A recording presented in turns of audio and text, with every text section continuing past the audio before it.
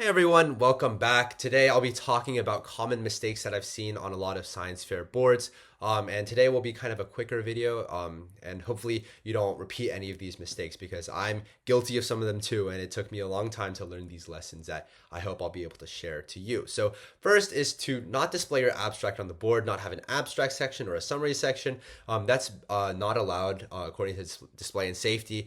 It also kind of looks bad. I mean, your abstract is going to be displayed anyways. You don't really need to waste board space on that, right? Your board should be dedicated towards a comprehensive what you did, and it shouldn't have any summaries on there that is also going to be at your display anyways, right? Because display and safety, they'll give you a copy of your abstract that you can hang up or maybe present somewhere.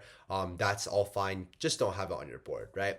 If you have too much text, I mean, what I like to think about is the judge has two options. The judge can listen to you or the judge can read your board. And you don't want to be standing there talking and the judge is not listening to you, right? That would seem kind of inefficient, right? You would want, when you're talking, you would want the judge to listen to you. But if there's so much text, I mean, when is the judge ever going to read that, right? So I've seen a lot of board with a lot of text, right? And I'm sorry, no one's gonna read all of that, okay? Like maybe if you're not at your board, the judge can read it. But then again, I'm not trying to read someone's research paper that's presented on their board because they just have large paragraphs of rolling text. I mean, that's just not something that I've tried to do. I don't know about you guys, but I don't really like reading like the really long research papers because it takes me a while to digest, right?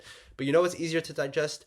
Bullet points, right? So make sure to use bullet points whenever possible. That way it's easier for your audience to kind of gain the information. And also, it's also a tip for when you're presenting. Sometimes if you lose where you are, right, you can quickly look back and then you look and then you can see like one of the bullet points and you say, oh yeah, that's where I was going towards, right? If it's just a wall of text, you don't even know where to look. There's just so much information that you can't gain anything from just a single look, right?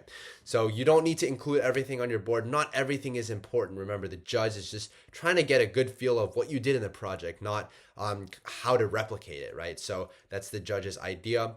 And if the text is too small, right, because that's a symptom of having a lot of text, right? And the judge has to bend over. They have to.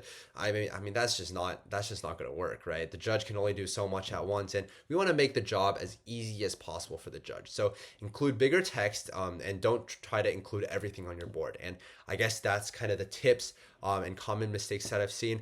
Also, make sure your board doesn't look sloppy, doesn't look like you put it together the night before. Even if you did, you want to make a genuine effort in making it look professional. So that means make sure all your text boxes are centered, aligned with each other. Make sure any charts and graphs are aligned.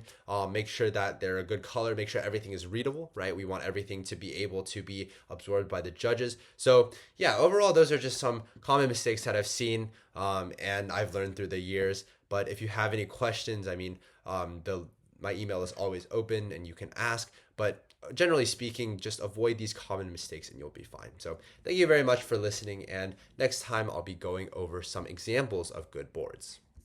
Hey everyone, thanks for tuning in. As always, I'll have links in the description below. If you want one-on-one tutoring, I have a Google form for that. Also, if you have any questions, you can shoot me an email. My email will also be in the description, or leave a comment and I'll see if I can get to it as soon as possible. Finally, if you learned something new or you wanted to support my work, there's a link down below that you can buy me a coffee or support my work. All of that is not mandatory, but I would really appreciate if you did that. So thank you very much and I hope to see you guys soon.